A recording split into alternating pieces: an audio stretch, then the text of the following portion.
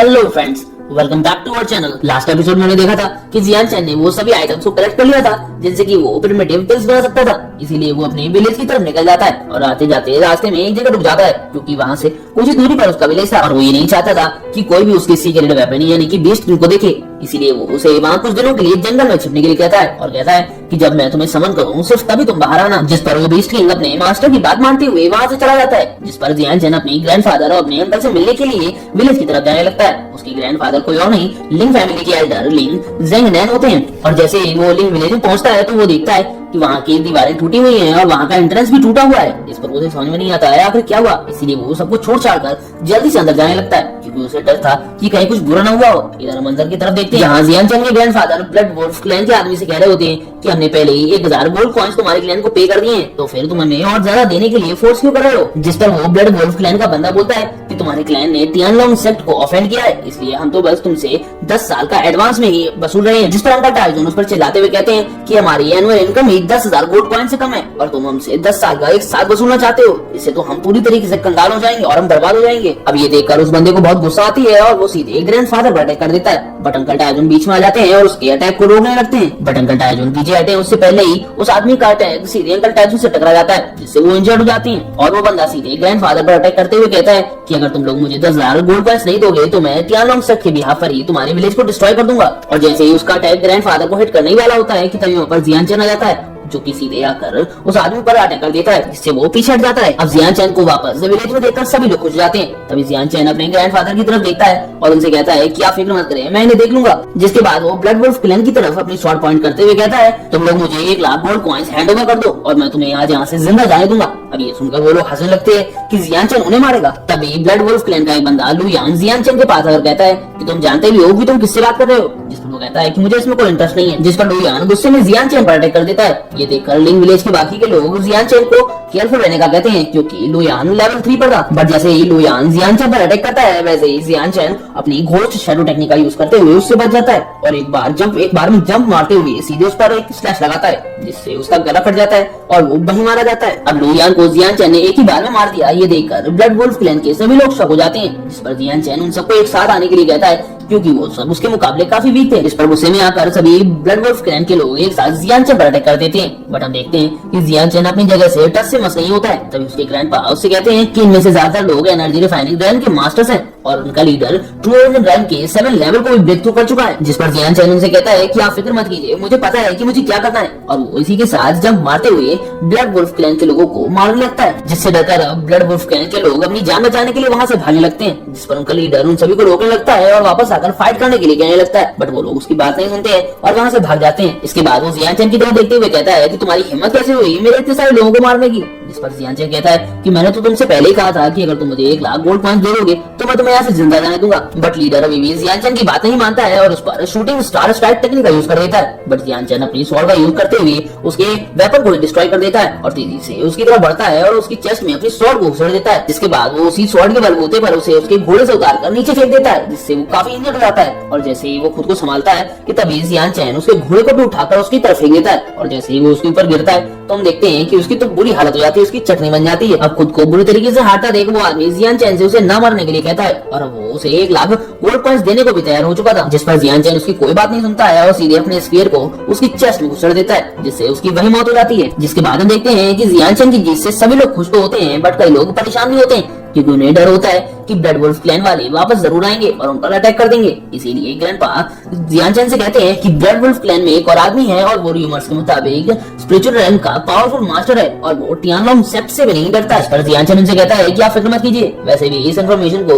Blood wolf clan तक पहुंचने के लिए 1 महीना लग जाएगा और मेरे पास प्लान है जिससे हम 1 महीने बाद इनसे आराम से डील कर सकते हैं। इसके बाद हम लिंग विलेज को देखते हैं जहाँ पर अंकल टाइसन और अंकल टाइसन जियान चैन के बताए हुए तरीके से कल्टिवेट कर रहे होते हैं। तभी वो अपनी आंखें खोल के देखते हैं जहाँ उनके सामने जियान चैन खड़ा होता है और वो उनके रिकवरी के बारे में पूछ रहा होता है। जिस पर वो बताते हैं कि हम फुली रिकवर हो चुके हैं और हम पहले से ज्यादा स्ट्रांग भी फील कर रहे हैं। जिस पर अंकल टाइजन जियानचेन से पूछते हैं कि तुमने हमें जो पिल्स दी थी वो कौन सी थी, जिस पर वो बताता है कि वो तो बस फर्स्ट ग्रेड प्रिमिटिव पिल्स थी। फर्स्ट ग्रेड प्रिमिटिव पिल्स का नाम सुनते ही वो दोनों शॉक हो जाते हैं, क्योंकि एक फर्स्ट ग्रेड प्रिमिटिव पिल का कॉस्ट ही एटलीस्ट 1000 गोल्ड प्राइस होता है। इसलिए वो जियानचेन पर गुस्सा होते हुए उसके पीछे पड़ जाते हैं, क्योंकि एक तो ये पिल्स बहुत ज्यादा कॉस्टली होती हैं, ऊपर से जियानचेन ने इन्हें अपने पास रखने की जगह इन्हें ही दे दिया। जियानचेन उन्हें समझाने की कोशिश तो करता है बट वो लोग नहीं सुनते हैं, इसलिए जियानचेन भागकर अपने ग्रैंडफादर के पीछे छुप जाता है। इस पर उसके ग्रैंडफादर उसे बचा तो लेते हैं बट वो उसे कहते हैं कि जियानचेन ये पिल्स वैसे भी बहुत ही ज्यादा प्रेशियस होती है और कियानलोंग सेक्ट और ब्लड वोल्ट प्लेस के लोग भी हम पर लगातार नजर रखे हुए हैं, इसलिए तुम्हें इन्हें अपने पास ही रखना चाहिए था और इन्हें यूज नहीं करना चाहिए था। जिस पर जियानचेन स्माइल करते हुए उनसे कहता है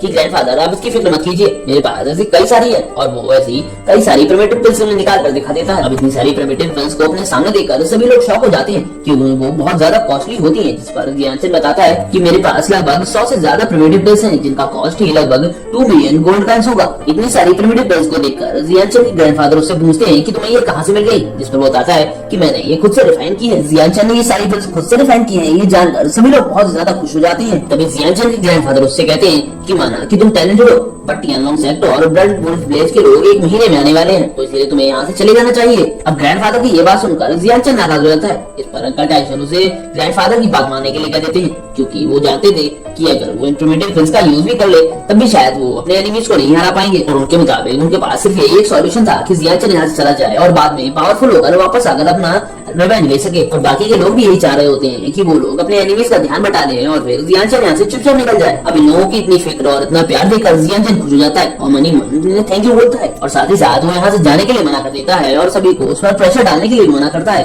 अब इस पर कोई भी राजी नहीं होता है और जियानचेन पे प्रेशर बनाने लगता है कि वो यहाँ से चला जाए। जिस पर जियानचेन ने उनकी बात ध्यान से सुनने के लिए कहते हुए अपने ग्रैंडफादर से कहता है कि क्या आपको याद है कि मैंने आपसे कहा था कि मैं 1 महीने में इस बात को इंश्योर कर दूंगा कि हमारी फैमिली किसी से ना हारे। जिस पर वो हाँ कहते हैं। तो जियानचेन अपना प्लान बताते हुए कहता है कि मैं इस 1 महीने में सभी लोगों को 10-10 प्रिमिटिव पिल्स दूंगा, जिससे 1 महीने बाद हमारे पास दर्जनों जेन युआन रेल्म और कई सौ 9 ग्रेड एनर्जी रिफाइनिंग रेल्म वाले वॉरियर्स होंगे। अब ये बात सुनकर जियानचेन की बातों पर ग्रैंडफादर बिलीव नहीं करते हैं, क्योंकि सभी लोगों को 10-10 प्रिमिटिव पिल्स देना कोई मजाक की बात नहीं थी। इस पर वो कहता है कि क्या आप मुझ पर भरोसा करते हैं, जिस पर वो पहले तो सोचते हैं फिर वो चिल्लाते हुए कहते हैं कि हाँ मुझे तुम पर भरोसा है। जिसके बाद वो अपने पास से 3 कल्टीवेशन मेथड की बुक निकालते हुए सभी लोगों को दिखाते हुए बताता है कि ये मुझे बाई चांस मिली थी। जिसके बाद वो तीनों टेक्निक्स के बारे में बताने लगता है, जिसमें से पहली टेक्निक शैडो ब्लड स्लैश की होती है, तो वहीं दूसरी टेक्निक शैडो ब्लड दिल की होती है, और इसके बाद तीसरी टेक्निक 7 स्टार रोटेशन एरे की होती है। और अगर वो लोग इसे अच्छे से प्रैक्टिस कर लेते हैं तो वो लोग स्पिरिचुअल रैल वाले स्ट्रॉन्गेस्ट वॉरियर्स को भी इजीली डिफीट कर सकते थे।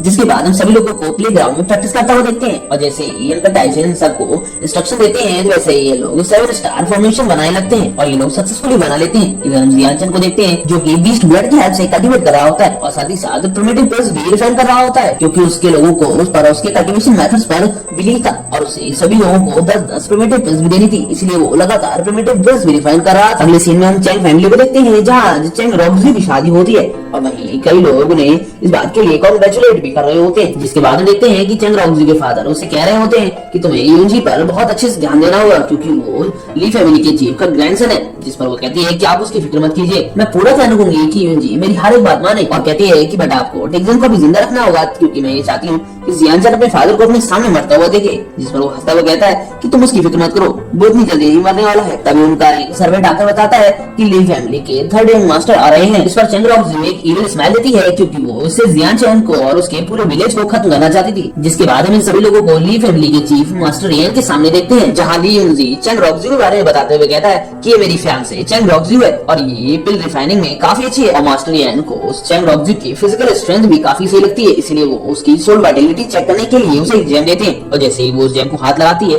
तो वो जेम ग्लो करने लगता है। जिस पर मास्टर येन खुश होते हुए बताते हैं कि इसके पास 2nd स्टार टैलेंट है, यानी कि वो फ्यूचर में 2nd स्टार पिल रिफाइनर बन सकती थी। तभी हम देखते हैं कि चैंग रॉक्सी को कुछ इशारा करते हैं और उनके इशारा करते ही चैंग रॉक्सी जमीन पर बैठते हुए मास्टर येन को बाव करते हुए उनसे रिक्वेस्ट करती है कि वो उसे अपना डिसेबल बना ले। जिस पर मास्टर येन खुशी खुशी चैंग रॉक्सी को अपना डिसेबल बना लेते हैं। जिसके बाद वो उसे 3 प्रिमिटिव पिल्स देते हैं ताकि वो जल्द से जल्द जेन युआन रेल्म को भी ब्रेक थ्रू कर सके। अब ये देखकर वहाँ सभी फैमिलीज के लोग शॉक हो जाते हैं, क्योंकि एक तो वो डिसेबल बन गई, वो भी मास्टर येन का, उसके ऊपर उसे 3 प्रिमिटिव पिल्स भी मिल गई। तभी हम देखते हैं कि मास्टर येन चैंग रॉक्सी को रोरिंग फ्लेम फॉर्मूला और रोरिंग फ्लेम प्राइम स्किल की एक टेक्निक की बुक देते हैं, ताकि वो इन्हें अच्छे से प्रैक्टिस करके पावरफुल बन सके। प्रिवेटिव पिल्स और कल्टीवेशन मेथड और मार्शल स्किल को देखकर चेंग रॉक्सयू मास्टर यान का शुक्रिया अदा करती है और फिर सोचती है कि जियान चेन तो अब बिल्कुल नहीं बचने वाला है। तो वहीं हम पीछे खड़े ली युनजी को देखते हैं जो ये सब देखकर खुश हो रहा होता है और वो समझ जाता है कि मास्टर यान को चेंग रॉक्सयू पसंद आ चुकी है और अगर उसे अपनी फैमिली का चीफ बनना है तो उसे सबसे पहले चेंग रॉक्सयू को खुश करना होगा। इसलिए वो उसके पास जाते हुए पूछता है कि चेंग रॉक्सयू, मैंने सुना है कि जियान चेन अभी भी जिंदा है। इस पर वो भागते हुए आती है और रोते हुए उसके गले लग जाती है और कहने लगती है कि प्लीज मेरी मदद करो, जियान चेन अभी भी जिंदा है और वो बहुत ज्यादा स्ट्रॉन्ग हो चुका है और उसने हमारे विलेज के कई सारे लोगों को मार भी दिया है और कई लोगों को बुरी तरीके से इंजर्ड कर दिया है और उसने ये भी कहा है कि वो टियानलॉन्ग सेक्ट को भी नहीं छोड़ेगा। इस पर वो गुस्सा करते हुए कहता है कि उसे क्या लगता है कि वो शेनलान टाउन में सबसे ज्यादा पावरफुल है, मैं उसके विलेज और उसे आज ही खत्म कर दूंगा। इस पर मास्टर यान भी ली युनजी का साथ देते हुए कहते हैं कि अब उसके विलेज को और ज्यादा जिंदा रहने की जरूरत नहीं है और वो अपनी पूरी की पूरी आर्मी भेज देते हैं। अब हम देखते हैं कि एक महीना पूरा हो चुका होता है जहां ब्लड वुल्फ क्लैन के लोगों को उनके लोगों के मरने का पता चल चुका था, इसीलिए वो अब जियान चेन के पूरे विलेज को डिस्ट्रॉय करने के लिए आ रहे होते हैं। इधर हम लिंग विलेज में देखते हैं जहां अंकल टाइजोन और फिर ग्रैंडफादर तीनों के तीनों कल्टीवेट किए जा रहे होते हैं और उन लोगों ने लगातार प्रैक्टिस और कल्टीवेट करके सिर्फ एक महीने में ही जेन्युइन रैंक के 9th लेवल को भी ब्रेक थ्रू कर लिया था। इसलिए इन सबके लिए वो जियान चेन का शुक्रिया अदा करते हैं क्योंकि उन्हें अपनी लाइफ की सबसे ज्यादा कल्टीवेशन इसी टाइम में की थी। और इसी के साथ ये एपिसोड यही खत्म होता है। वीडियो पसंद आई हो तो लाइक शेयर और कमेंट करना ना भूले। Thanks for watching.